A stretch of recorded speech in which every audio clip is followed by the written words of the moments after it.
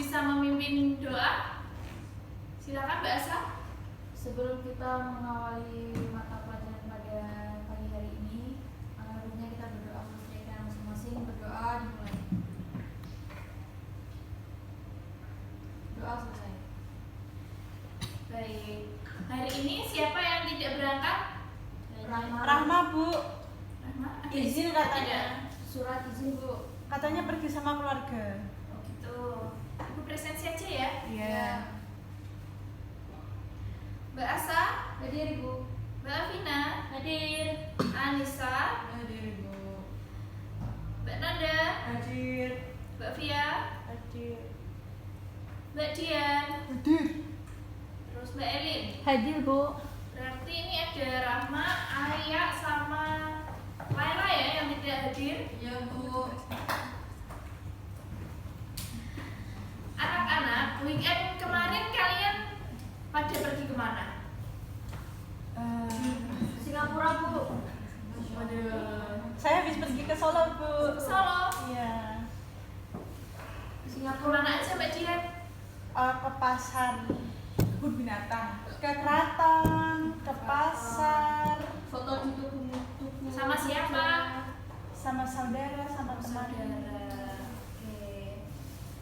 Nah, kalau dari Ibu kemarin weekend kemarin Ibu ke Jogja, Ibu ke Pasar Ngasem. Di sana Ibu sama saudara Ibu di sana ada banyak sekali makanan tradisional.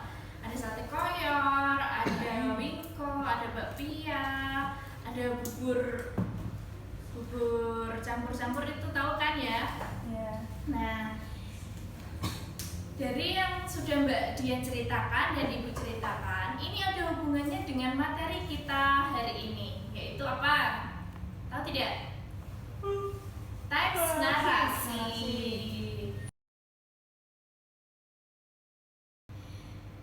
Hari ini kita mempelajari tentang teks narasi. Pertama, kita belajar dulu tentang pengertiannya. Siapa yang mau membaca? Saya. Baik, Mbak Nanda silakan dibaca.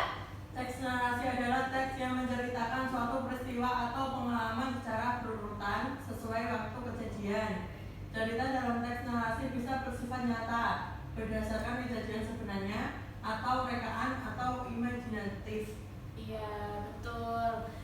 Jadi, teks narasi ini itu bisa berupa cerita yang benar-benar terjadi atau rekaan atau hayalan. Nah, untuk memperkuat materi kita hari ini, kalian bisa menyimak video berikut supaya lebih paham tentang teks narasi itu seperti apa gitu. Simak ya. Persahabatan Ali dan Budi. Di sebuah desa kecil, ada dua anak laki-laki bernama Ali dan Budi yang telah berteman sejak kecil. Mereka selalu bermain bersama-sama dan saling membantu satu sama lain. Meskipun kadang-kadang mereka memiliki perbedaan pendapat, namun persahabatan mereka tetap kuat. Suatu hari, Ali jatuh sakit dan harus dirawat di rumah sakit. Budi sangat khawatir dan setiap hari mengunjungi Ali di rumah sakit, membawakan makanan kesukaan Ali dan memberikan semangat agar Ali cepat sembuh. Setelah beberapa hari, Ali sembuh dan kembali bermain bersama Budi. Dari kejadian itu, Ali dan Budi semakin menyadari betapa pentingnya memiliki sahabat yang selalu ada di saat susah maupun senang. Mereka belajar bahwa persahabatan adalah anugerah yang harus dijaga dengan baik. Dan sejak itu, Ali dan Budi menjadi sahabat yang tak terpisahkan. Nah, dari video tersebut kita bisa melihat bahwa itu bisa menjadi teks narasi karena apa? Ada yang tahu? Menceritakan suatu peristiwa. Karena apa?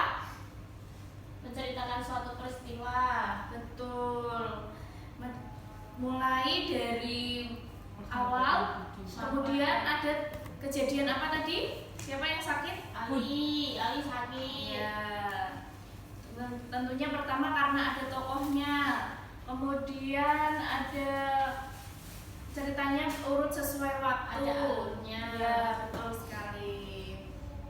Jadi sudah tahu ya gambaran teks narasi itu seperti apa? Sudah. Kemudian selanjutnya adalah ciri-ciri teks narasi. Yang pertama, berisi cerita atau kejadian. Betul ya, sesuai video tadi ada Betul. kejadian yang terjadi. Kemudian disusun secara kronologis dari awal, tengah sampai akhir. Mulai dari bertemu, kemudian ada si Ali yang sakit dan akhirnya mereka menjadi sahabat. Ya. Yang ketiga, memiliki tokoh yang berperan dalam cerita. Siapa tokohnya tadi? Ali dan Budi. Yang keempat, menampilkan alur atau jalan cerita. Ada yang tahu alurnya tadi? Alur apa? Betul. Kemudian menggunakan bahasa yang menggugah imajinasi pembaca. Jadi menggunakan bahasa yang indah agar pembaca tertarik. Kemudian ada jenis teks narasi. Ada dua. Yang pertama, silahkan Mbak Anis dibaca. Narasi ekspositoris bertujuan memberi informasi secara faktual, contoh biografi, autobiografi. Nah, ada yang tahu perbedaan biografi dan autobiografi? Belum. Belum. Jadi kalau biografi itu menceritakan tentang biografi seseorang yang ditulis oleh orang lain. Kalau autobiografi itu biografi seseorang yang ditulis oleh dirinya sendiri, seperti itu. Kemudian yang kedua, Mbak Asa. Yang kedua ada narasi sugestif, yaitu bertujuan menghibur dan membangkitkan imajinasi. Contoh itu cerpen, novel, dan dongeng. Betul sekali. Selanjutnya ada struktur teks narasi. Ini disimak ya, ini bagian yang penting ini. Yang pertama ada orientasi, yaitu pengenalan tokoh, latar waktu, dan tempat. Kemudian ada rangkaian peristiwa. Di dalam rangkaian peristiwa ini terdapat kejadian-kejadian yang dialami tokoh secara berurutan.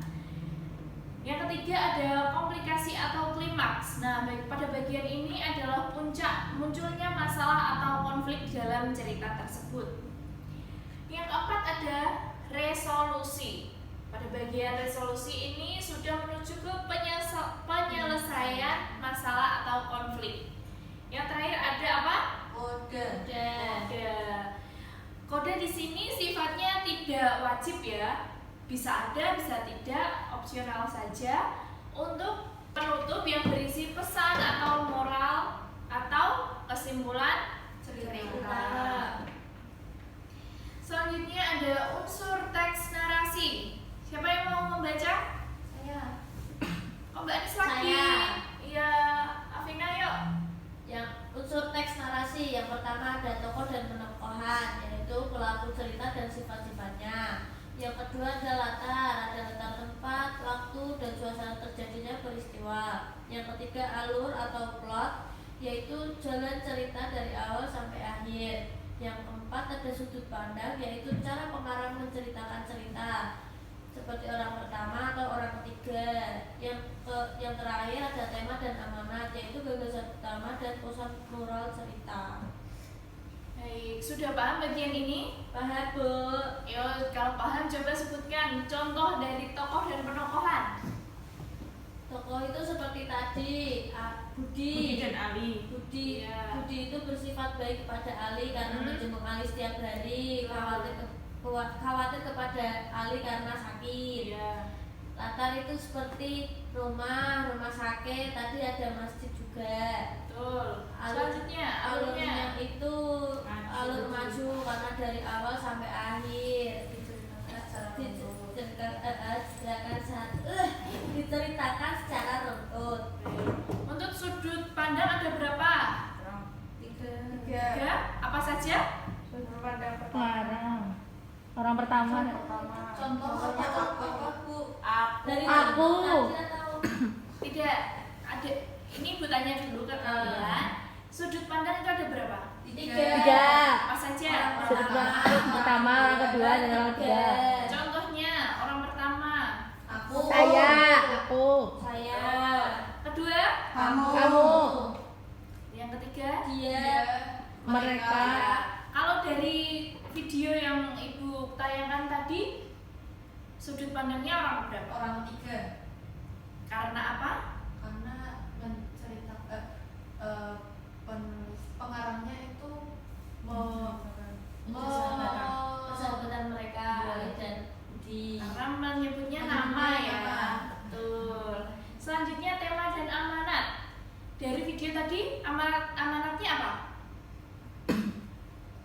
mencintai Persahabatan. persahabatan. Iya. Seperti aku dan Sahabat dia. yang sakit selalu ditemani Yes. seperti itu ya. Seperti aku dan Susah dia. dan senang selalu Oh, bersama. iya. Pintar Seperti dia dan semua. dia. Selanjutnya ada kaidah kebahasaan teks narasi. Nah, yang pertama di sini menggunakan kata kerja aksi, yaitu berlari, menangis, menolong, terus seperti tadi apa? Nguk. Betul. Selanjutnya ada kata keterangan waktu. Seperti pada suatu hari, kemudian akhirnya, seperti itu ya. Yang ketiga ada konjungsi temporal, yaitu siapa yang tahu konjungsi temporal? Belum tahu Bu. Konjungsi temporal itu berkaitan dengan kejadian atau waktu, seperti menggunakan lalu, setelah itu, sebelumnya, kemarin. Kemudian ada kalimat langsung dan tidak langsung untuk dialog cerita. Jadi seperti coba siapa yang mau mencontohkan kalimat langsung dan tidak langsung? Kalimat langsung itu langsung Kalimat langsung itu ada petik ganda yang duanya Ya. Dan Kalau kalimat- diucapkan seperti apa? diucapkan seperti Kita ngobrol biasa kita ya. ngobrol kepada orang yang diajak bicara. Kalau tidak langsung, Kalau tidak langsung itu tidak menggunakan petik ganda. jadi tidak Dinyatakan. tanda kutip. Ya. Ya, tanda kutip. betul. Ya. Nah, sekarang ada langkah-langkah menulis teks narasi. Yang pertama, bahasa apa? Yang pertama? Menentukan tema dan tujuan cerita. Baik, sebelum kita menulis tentunya yang pertama kita harus tahu dulu kita mau mengambil tema apa. Yang kedua, Mbak Nanda dibaca. Menentukan tokoh, latar, dan alur. Nah, setelah tema tentunya kita harus menentukan ketiga poin ini ya, tokoh, latar, dan alur.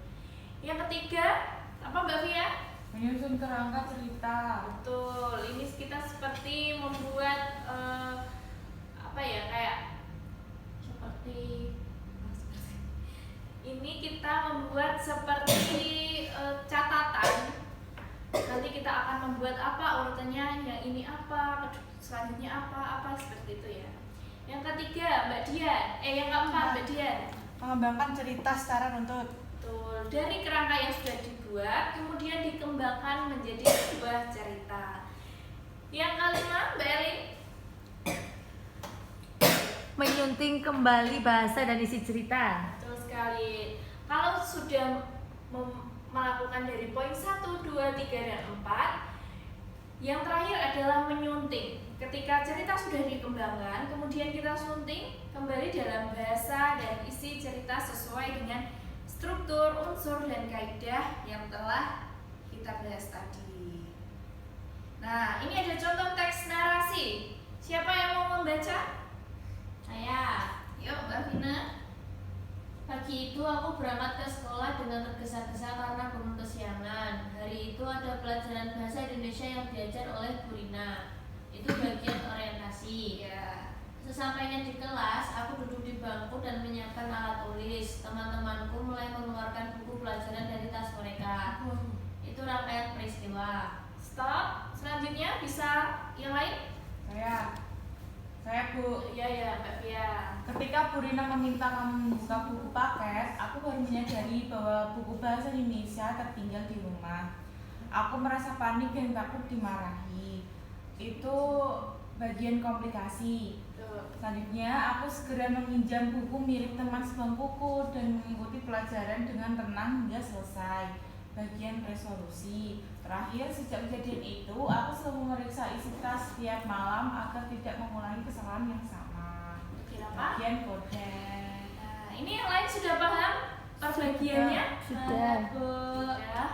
Baik, kalau sudah paham, ini sampai sini tidak ada yang ditanyakan? Belum. Selanjutnya ada game. Untuk pertemuan ini tidak ada tugas, kita simak bersama game ini. Sejak kejadian itu, aku selalu memeriksa isi tas setiap malam agar tidak mengulangi kesalahan yang sama. Ada yang tahu Saya. beda apa? Kode. Kode? Kita cek ya. Betul. Tepuk tangan buat Novia. Untuk game kedua, pernyataannya, saat perjalanan dilanjutkan, tiba-tiba Raka merasa lelah dan kakinya terasa sakit.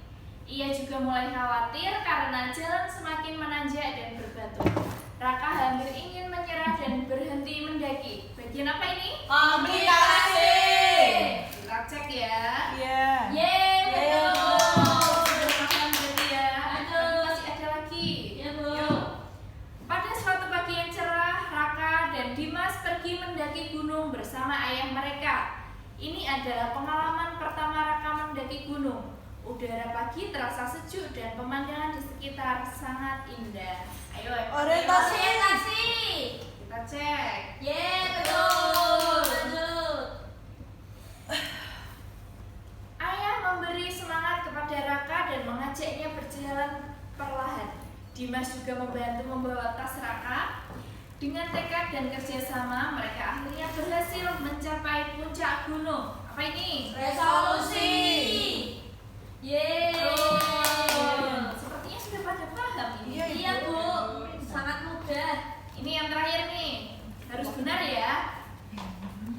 Mereka mulai berjalan menyusuri jalur pendakian. Di sepanjang perjalanan, Raka melihat pepohonan tinggi, burung-burung yang berkicau, dan kabut tipis di antara lembah. Mereka juga berhenti sejenak untuk beristirahat dan minum air. Rangkaian peristiwa. Rangkaian peristiwa. Yeay. Nah, pintar semua. Berarti sudah paham ya? Sudah sangat paham. Baik. Kalau begitu, untuk pertemuan minggu depan kita belajar membuat teksnya ya. Iya, Kalau Bu. bagian sudah paham, berarti kita selanjutnya membuat teks. Nah, kesimpulannya, kita ingat-ingat kesimpulannya, teks narasi adalah teks yang menceritakan suatu peristiwa atau pengalaman secara Runtut. betul sekali. Nah, untuk evaluasinya lebih aktif lagi ya. Iya, Bu. Ya, Bu. Jika ada kesempatan bertanya, silakan bertanya. Baik, Bu. Baik, Bu. Terima kasih. Nah, sebelum mengakhiri, kita baca hamdalah dulu bersama-sama. Alhamdulillahirabbil alamin. Ketua kelas, silakan memimpin doa, Mbak Asaf. Sebelum kita mengakhiri kelas pada siang hari ini, anggap saja kita berdoa terlebih dahulu. Berdoa tema masing-masing, berdoa dimulai. Doa selesai. Baik, terima kasih